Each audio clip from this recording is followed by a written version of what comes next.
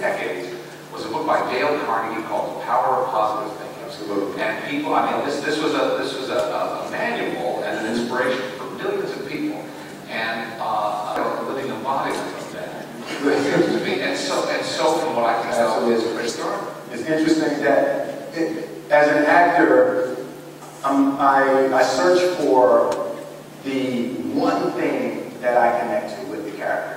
Before I play a character, I want to build on one thing. What is the one connective idea, that connective tissue between myself and this character that I have in?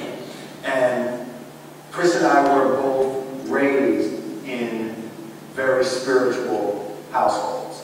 And we both believe wholeheartedly that our thoughts, our feelings, our dreams, our ideas are physical in the universe. That if we dream something, if we picture something, if we commit ourselves to it, that is a physical thrust towards realization that we can put into the universe. That the universe is not a thing that's going to push us around. That the world and people and situations are not something that are going to push us around. That we are going to bend the universe and command and demand that the universe become what we want it to be. And it links back to a very spiritual upbringing. For me, it was my mother and grandmother. And for Chris, it was his mother. And there's a term that Chris always uses. I'm gonna get it right, Chris. What you call it? Spiritual genetics. That there is a spirit of a person, and you feel that it was his mother, and he has the spiritual genetics that his mother embodied, and that was the idea that was the first connective tissue that I connected to with Chris. And I so, if there's one thing that people would walk away from this movie with, that would be my deepest hope.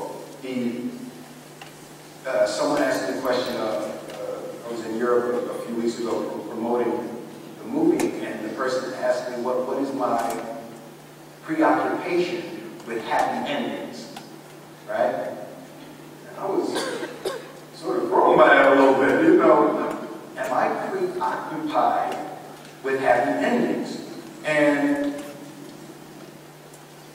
the tone was as if that was unrealistic. And the question threw me because I feel like, don't we all want a happy ending? Like, is anybody sitting out there right now like, damn, I hope I get hit by the car when I run outside? This night been too good, man. I just want somebody to run me the hell over when I walk out. And I feel like the first thing, you have to believe it, right? Like, you got to believe that you can be married happily for 50 years if you ever expect to be married happily for 50 years. Like, you can't talk about how unrealistic, you can't talk about how unrealistic it is to be married happily for 50 years and expect it to happen. It's unrealistic to walk in a room and flip a switch and lights come on. That's unrealistic. Fortunately, Edison didn't think so. It's unrealistic to bend some... Hey! Security!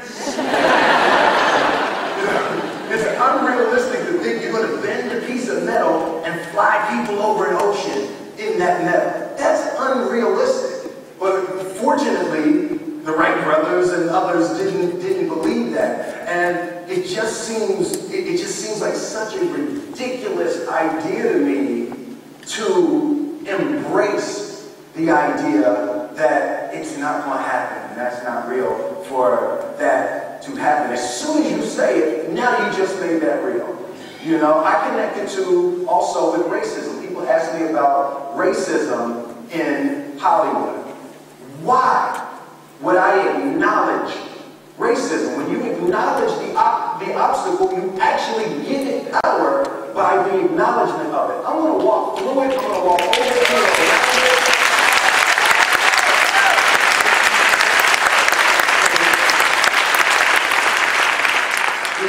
I would say that my preoccupation is with the power that we all possess individually. And I refuse to relinquish my power. So my preoccupation with the happy ending is that is our power. The belief in that possibility is our power. And don't give it away.